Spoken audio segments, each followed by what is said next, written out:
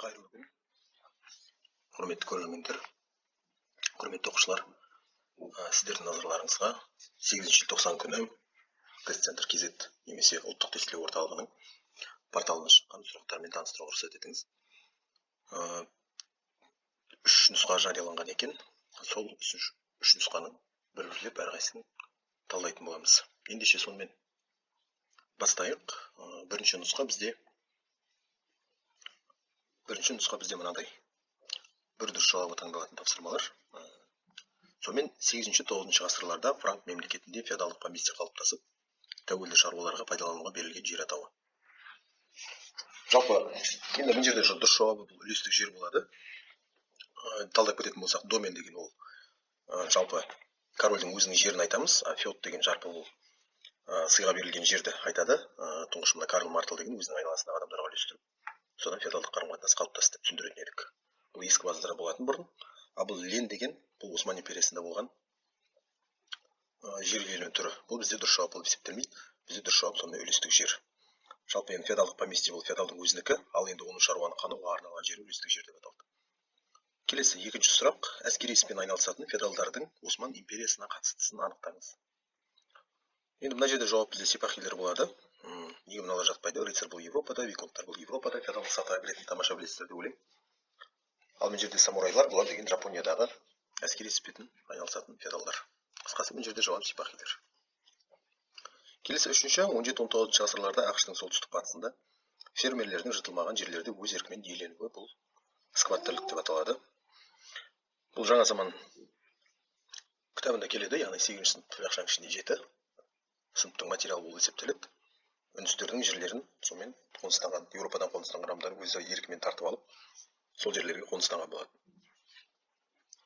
Енді мына жерде бұл жауаптар неге болмайды? Плантациялық деген енді бұл уақыттарда енді ұғымға сәйкес келмейді. Біріншіден, жалпы плантациялық болған енді ақш-тың оңтүстік бөлігінде басым болған, білесіздер, оларда қолдардың еңбегі көбірек пайдаланылды. Арендаторлық деген бұл жалға алу, бұл деген болған емес ақш-тың территориясында. Біз айтып жатырған кезеңде бұл сұраққа сәйкес келмейді. Ал латифундия деген бұл ірі жер иелену үшін айтамыз. Бұл атауға да келетін сұрақ емес. Келесі төртінші: екінші дүниежүзілік соғыстан кейінгі кеңестік экономиканы қалпына келтірудегі ең басты міндет бұл бізде дұрыс жауабы ауыр индустрияны қайта құру болады. Енді мыналардың барлығын неге дұрыс емес дейтін болсақ, шетел капиталын тарту бұл енді бірден ақылға сыймайды, оны біздер алып тастаймыз бірден. Себебі кеңес одағы бұл социалистік мемлекет болғаннан кейін шетелден капиталистік елдер сияқты инвестиция тарту мүмкін емес. Аграрлық реформа жасау, бұл аграрлық реформа жасау жауапқа келетін сияқты, бірақ бұл ең басты міндет болып табылмайды. Инвестициялар салуда бұл дұрыс жауапқа жатпайды. Келесі 395 жылы Рим империясы тарихында орын алған оқиға. Бұл енді оқушылардың көпшілігі біледі деп ойлаймыз. Бұл император Феодосий деген қайтыс болғаннан кейін оның орнында үлкен сонымен тарихи бір оқиға болды. Рим империясы шығыс және батыс бөліктерге бөлініп кетті. Шығыс Рим сонымен тарихи атауы Византия деп аталған болатын. Ал батыс Рим бұл енді Рим империясы деген атқа лайық. Ол 476-ға дейін өмір сүрген білесіздер. Ал шығыс Рим 1453 жылы түріктер жаулап алғанға дейін өмір сүрген. Енді мына жерде неге мына жауаптар болмайды? Готтар басып десе ол бізде 410. Аларих оған дейінгі шабуылдарда айтылатын еді. Христиан діні мемлекеттік дін болып жарияланды десе бұл 381 жыл. Ал ғұндар мен каталон даласының шайқасы болса бұл 451. Жалпы бұл адан кейіндегі сұрақтар, сондықтан бұл өте оңай сұрақ. Келесі сұрақ: адамзат қоғамы төменгі сатыдан жоғары қарай дамиды деген теорияны қалыптастырған формациялық бағыттың өкілін атаңыз дейді. Бұл жерде бізде дұрыс жауабы Карл Маркс. Жалпы адамзат қоғамын формациялық дамумен салыстырып көрсететін бұл бізде Карл Маркс. Енді бұл мына Әулие Аугустин, Адам Фергюсон, Эдуард Тейлор дегендер бұл дұрыс жауап болып есептелмейді. Жалпы бізде формациялық дамуды тек қана Карл Марксты айтамыз да, ол алғашында сонымен 3 формацияны ұсынды, кейін оны 5-ге дейін толықтырды деп айтамыз. Бұл формациялар оқушылардың көбі білетін болар деп ойлаймыз. Алғашқысы алғашқы қауымдық, одан кейін құл иеленушілік, одан кейін феодалдық, одан кейін төртіншісі буржуазиялық капиталистік кезең болып есептеледі, ал бесіншісі дамудың шырқаушығы ол коммунизм деп аталады.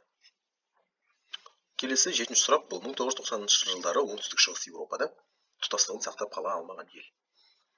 Енді бірден мына жауап сұрақ оқылған кезде біздер көз алдымызға сонымен бірден картаны көз алдымызға елестетеміз. Яғни оңтүстік және шығыс Еуропа. Бұл жерде бізде Югославия. Яғни тұтастығын дейді, демек оның территориясын бөліп шыққан мемлекеттер бар деген сөз. Енді жауапқа бір жағынан кеңес одағы сұранып тұрған сияқты, бірақ ол оңтүстік шығыс Еуропаға географиялық аймақ бойынша жатпайды. Ал Румынияның өзі бұл енді территориялық тұтастығы бөлінген немесе бірнеше аймақтарға бөлшектелген мемлекет емес. Бұл жауаптар сонымен бірден алып тастаймыз. Дұрыс жауап бізде Югославия. Енді Югославия территориясында біздерде қазіргі заман тарихында айтылады 91-2001 жылдары соғыс болғандығы, Югославия территориясы сонымен бомбаланғандығы айтылады, және 2006 жылға дейін формальды түрде болса да заңды түрде ол тарихта болған мемлекет деп есептеледі. Келесі 8-ші сұрақ, бұл Махатма Ганди қалаған әлеуметтік саяси діни ілім. Бұл бізде атайтып тұрғандай гандизм. Көп басымыз ауыртпаймыз, бұған марксизм енді атайтып тұрғандай бұл Карл Маркстың ілімі. Фашизм бұл тұңғыш Италияда пайда болған, түк қатысы жоқ мына жерде. Этатизм бұл мемлекетшілік деген мағына білдіреді, немесе дәулетшілік деп аударылады. Дәулетшілік деген сөз немесе мемлекетшілік қысқасы. 9. Қазақстан Республикасының ұлттық мұражайына қатысты мағлұмат деп берілген. Бұл бізде дұрыс жауабы өз жұмысын 2013 жылы 2 шілдеден құру туралы қаулы шыққан.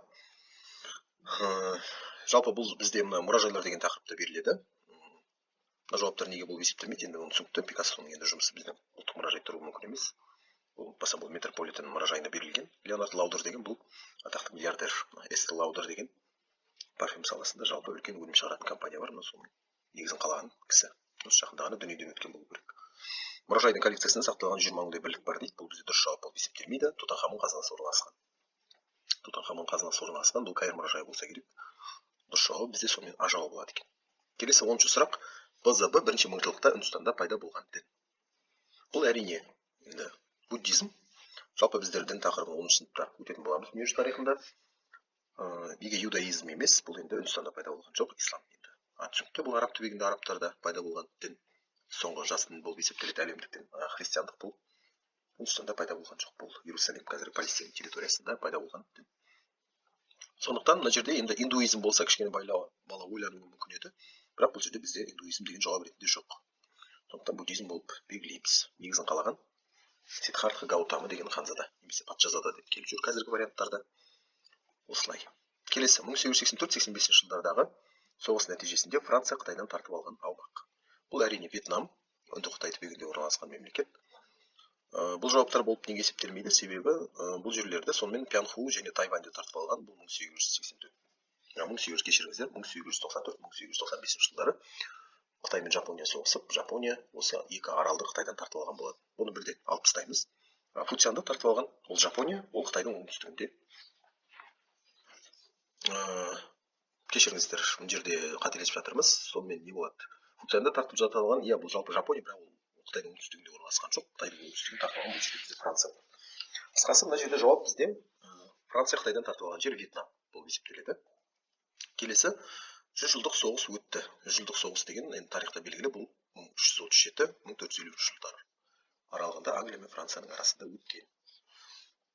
Бұл да оп-оңай сұрақтардың қатарына жатады. Келесі реконкиста, қайтарып алу деген мағына білдіреді. Экспансиясының барысында алғашқы негізін салушы елдер.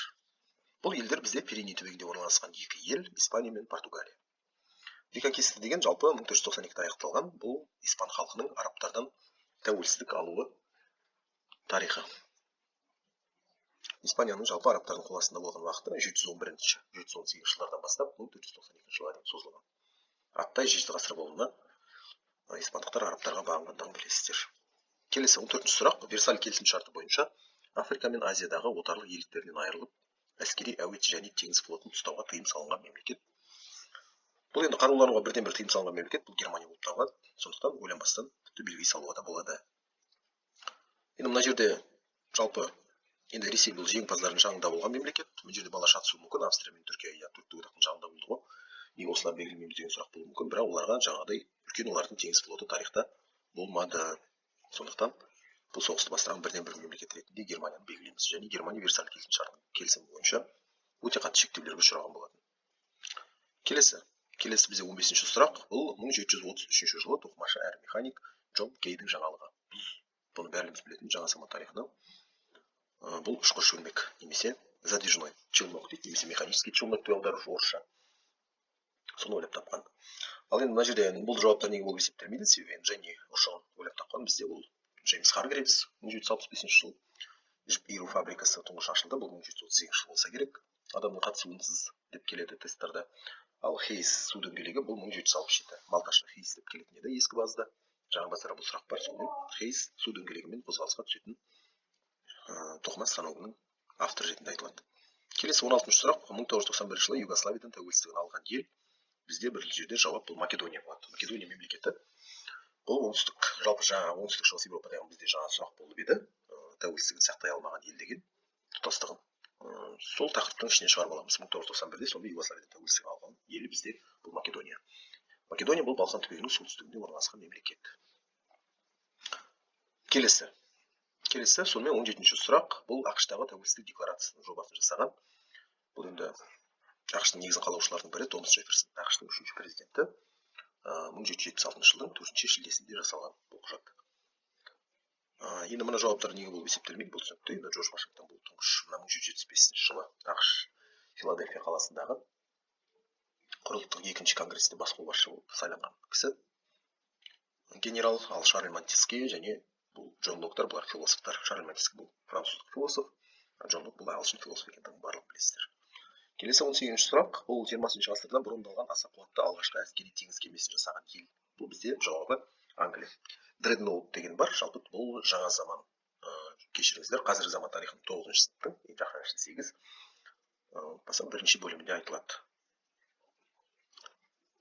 Енді мына жерде бала қателесуі мүмкін. 20-шы ғасырда жалпы өте қуатты мемлекет болған бұл Германия емес па? Бірақ бұл шындығында Германия негізі аса қуатты алғашқы сүңгуір қайықтардың жасалған негізі көбінесе авторлар ретінде сипатталады. Мына жерде әскери теңіз кемесі туралы баяндалған, сондықтан бізде жауап Англия болып белгілейміз. Осман империясының келесі сұрақ 19-шы. Осман империясының болгар серб жерінде жүргізген саясаты. Бұл христиан шіркеуіне тыйым салынған. Осман империясы өзінің құлар тұсында діни әділетсіздік саясатқа көп ұрынып, өзінің алдындағы империялардың қатесін қайталайды. Осылайша шындықтан алыстап, нәтижесінде қоғамда әділетсіздік орнаған. Бұл енді халықтар кейін әрине наразы болып, нәтижесінде Осман империясы бірнеше жерде бөлшектелген болатын. Енді бұл жауаптар неге дұрыс болып есептелмейді? Енді харадж салығын босату мүмкін емес, керісінше бұл харадж салықтарын осы төлеген Балқан түбегінің халықтары болған. Харадж және жизя деген салықты өтеп келетін еді ескі базда. Әскери міндеткерлікті бұл жойылуы мүмкін емес, бұл халықтардың янычарлар әскерлер жиналып алынатын болатын. Үшір салығы босатылды.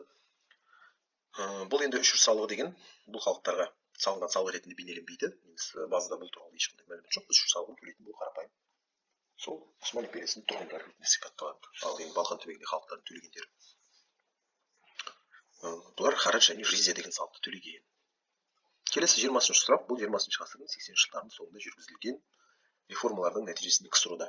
Яғни не болды деген сұрақ.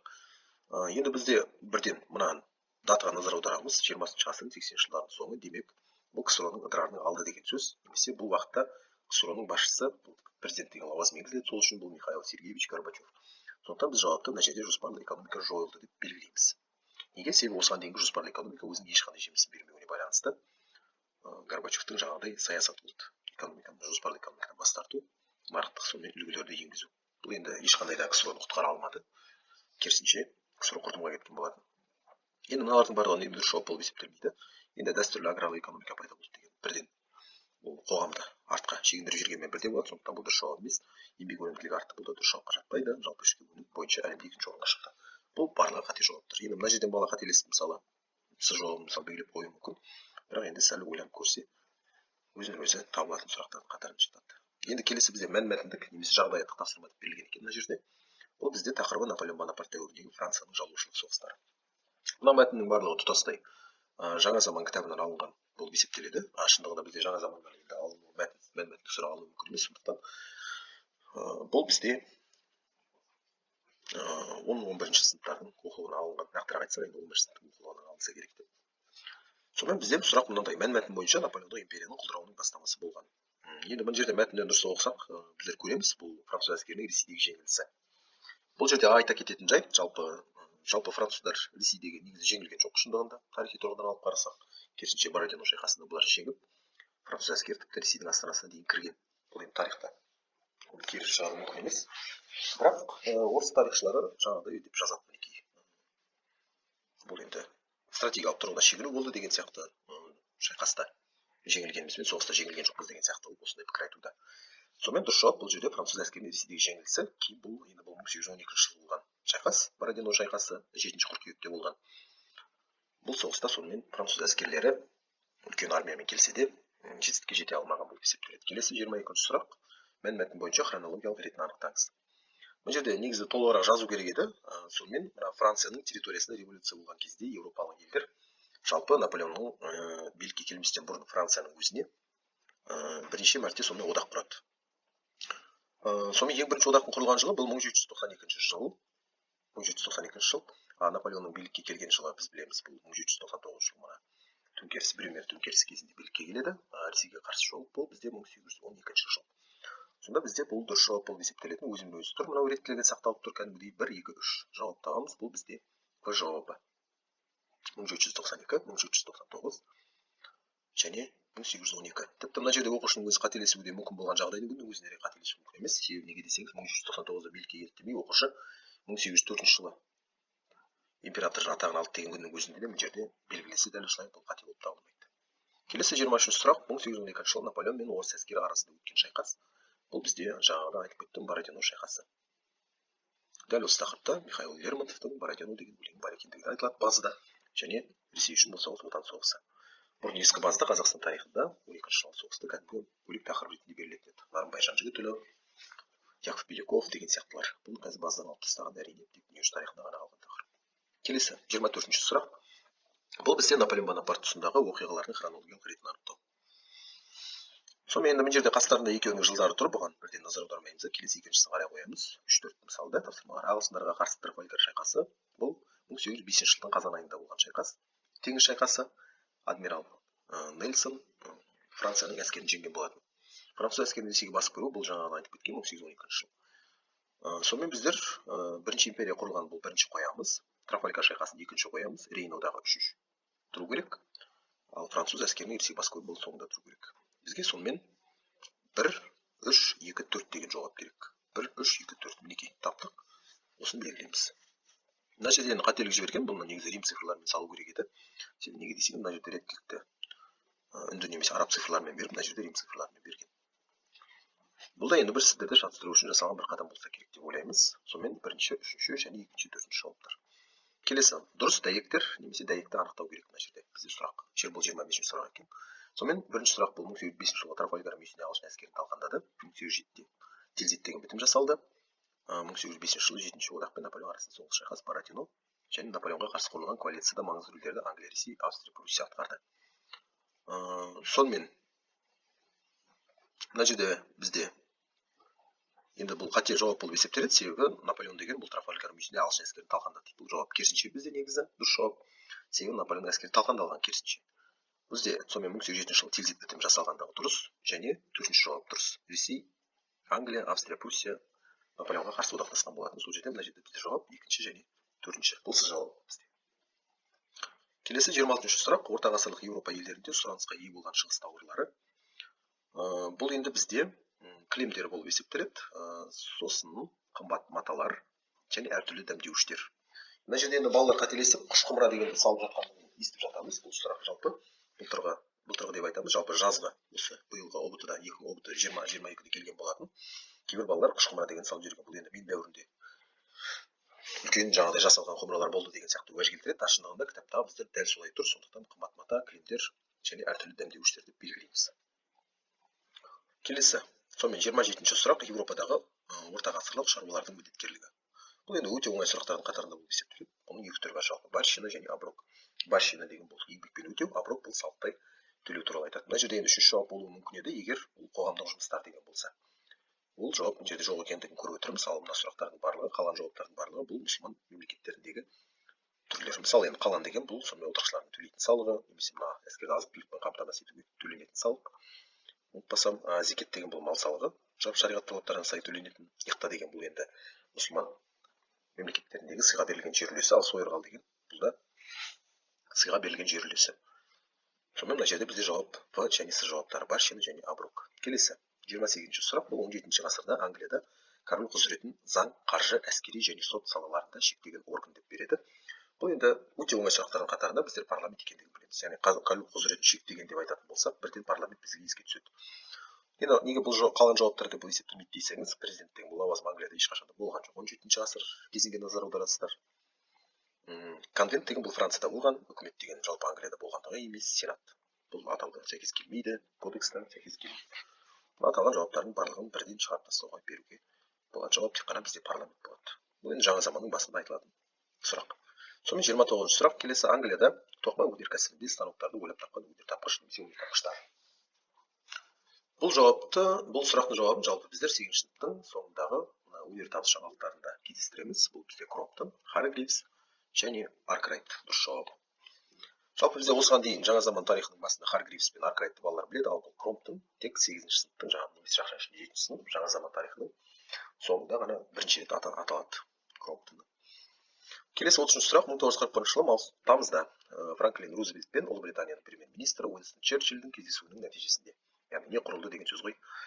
Жауап бізде Атлантикалық хартия деп есептеледі. Неге бұлар емес? Енді Мюнхен келісіміне қол қою мүмкін емес. Бұл Германияның Чехословакияны бөлшектеуі. 1938-де болған оқиға. Ал ақш-тың өзге әлемде оқшаулану саясаты бұл 1935-те жарияланған болатын. Дауыс жоспары бұл 1924-те. Кейнстің теориясы талқыланған уақыт бұл ақш-тағы дағдарыс жылдарында. 29-33 жылдардағы дағдарыстан шығу мәселесі. Ал еуропалық істерге араласып бұл туралы шешім қабылданды. Бұл сол изоляционизм саясатынан шығатын нәрсе. Сондықтан жауап тек қана Атлантикалық хартия. Бұл уақытта сіз білу керексіз, Уинстон Черчилль бұл Ұлыбританияның консерваторлар партиясынан шыққан премьер-министр, өте америкашыл президенттердің қатарында болғандығы айтылады тарихта. Жалпы тарихшылардың айтуынша бұл Атлантикалық хартия мына Солтүстік Атлантикалық одақтың құрылуына негіз болды деп айтады. Енді Солтүстік Атлантикалық одақтың аты 1949-да құрылған болатын. Бұл осыған құрылудың бір алғышарттары ретінде айтылады тарихта. Келесі 31-ші сұрақ: термодинамиканың дамуына үлес қосқан ғалым немесе ғалымдар. Бұл жерде бізде бұл жаңа заманның сұрағы. Бұл жерде Карно және Майер. Сосын жауап Джоуль болу керек. Мысалы, енді неге бұлар болып табылмайды? Ньютон енді механиканың 3 заңын анықтаған, білесіздер бұны. Аркрайт деген бұл тоқыма фабрикасын ашқан 1771-де Англияда. Рюмер деген бұл шойын өндірудің құпиясын, болат өндірудің құпиясын ашты деп келеді, ұмытпасам. Ал енді мына Карно, Майер, Джоуль. Карноға енді өте қысқа сипаттама берілген кітапта. Майер деген энергияны сақталу және айналу заңын мына Ломоносовпен бірге зерттеген ғалымдардың қатарына. Ломоносов оны тұңғыш жалпы теория жүзінде айтқан, ал Майер тәжірибе жүзінде дәлелдегендігі. Ал енді Джоуль деген жалпы біздер мына энергияның бөлінуі туралы ақпаратты осы біздер Джоульдің еңбегінен көре аламыз. Келесі 32-ші сұрақ: 1973 жылы 6 қазанда Израильге қарсы шабуыл жасаған мемлекеттер. Бұл бізде енді Араб-Израиль соғыстарының тарихынан келетін сұрақ. Жалпы Араб-Израиль соғыстарының саны 6, сіздер білесіздер. Бұл біріншісі 47-49. Одан кейін бізде 56, одан кейін 67, одан кейін 73. Бұл жерде жауап бізде бұл. Кешіріңіздер, мына жерде Египет болады және Сирия болады жауап. Бұл жерде тағы еске алатын нәрсе, оқушылардың жалпы Сирия мен Египеттің өзі бір тұтас араб елдері ретінде негізі құрып басталады жалпыда. Мына 1956-та сонымен президенттік билікке жалпы келген Гамал Абдель Насер деген президент айтылатындығы естеріңізде болар деп ойлаймын. Сонымен мына жерде бізде Израильге қарсы шабуыл жасаған мемлекеттер бұл Сирия және Египет мемлекеттері. Қалған жауаптар бізде дұрыс жауап болып есептелмейді. Келесі 33-ші сұрақ: орта ғасырлық Түркияның ғалымдары. Жалпы мына жерде ұлттық тестілеу орталығы негізі кішкене қате жіберген сияқты болып көрінеді. Неге десеңіз, Лютфи Такади жалпы перерейс негізі дұрыс жауап ретінде ұсынылған екен мына жерде. Бірақ қаншалықты ғалым деген енді неге келіңкірейді тұжырымға. Осы жағын кішкене түсіністеу. Фирдауси енді неге дұрыс болып табылмайды? Бұл кісі ақын, жалпы білесіздер. Парсы тәжік поэзиясының өкілі ретінде сипатталады. Ұлықбек жалпы біздің Орта Азияда Самарқан қаласында обсерватория салынған. Фирдаусидің атақты шахнама деген шығармасы бар, айтып бір жатыр екен. Әл-Фараби бұл әлемнің екінші ұстазы. Бұл Түркияның ғалымы емес, ол жалпы түрік дүниесінің ғалымы деп берсе бір жөн мына жерде. Авиценна енді мына жерде атын жасырған. Неге Ибн Синады бермегендігін өзі түсініксіз. Келесі бізде 34-ші сұрақ. Сонымен 1302 жылы Франция королі 4-ші көркем Филипп құрған жаңа жүйе 3 әлеуметтік топтан тұратын басты штат құрамына кірген немесе кіргендер. Біздерде жауап жалпы Францияда енді білесіздер, бұл оңай сұрақ қатарына жатады. Бұл дворяндар, ауқатты қалаулықтар және діни шонжарлар. Бірінші топқа сонымен діни шонжарлар жатқан, екіншісінде дворяндар жатқан, үшіншісінде ауқатты қалаулықтар, буржуазия жатқан. Қалғандары бұл сословияға кірген емес. Жалпы кейбір сұрақтарда, жалпы жауаптарда айтады, мына ауқатты қалаулықтардың қатарына кейде шаруаларды да кейде кіргізіп жіберетін еді. Бірақ мына жерде нақты енді біздер нұсқа бойынша талдағаннан кейін базадан біздер алыстамау керекпіз. Соңғы 35-ші сұрақ. Бұл 1958 жылы Францияның президенті болып сайланған. Бұл екінші рет лауазымға келетін. Бұл бізде Шарль де Голль. Ақыры бұл Сорбонна университеттерінің алаңға шығу нәтижесінде сонымен 69 жыл биліктен кеткен. Бұл Шарль де Голльдің екінші рет осы лауазымға келуі және билікке келер алдында ол президенттік басқару жүйесін күшейтуді талап ету және оны конституцияға енгізетін еді. Енді мыналар болып неге есептелмейді? Бұл Эдуард Даладье деген жалпы Франциядағы мына фашистік топтардың күшейген кезіндегі мына коалициялық үкіметтің құрамына кірген және кейін Францияны өзі басқарған өте масқара түрдегі Мюнхен келісіміне қол қойған кісі ретінде айтылады. Жак Ширак бұл енді кейін президент болып сайланған кісі, Париждің мэрі болған. Жалпы Леон Блюм бұл да жатпайды, себебі бұл мына коалициялық үкіметтің сонымен және мына халықтық майданның жетекшілері ретінде айтылатын кісі. Енді жылы сәйкес келмейді бұл жерде. Франклин Рузвельт бұл ақш-тың азаматы, Франциско Франко бұл испандық диктатор. Басам 74 жылға дейін билік құрған болса керек та.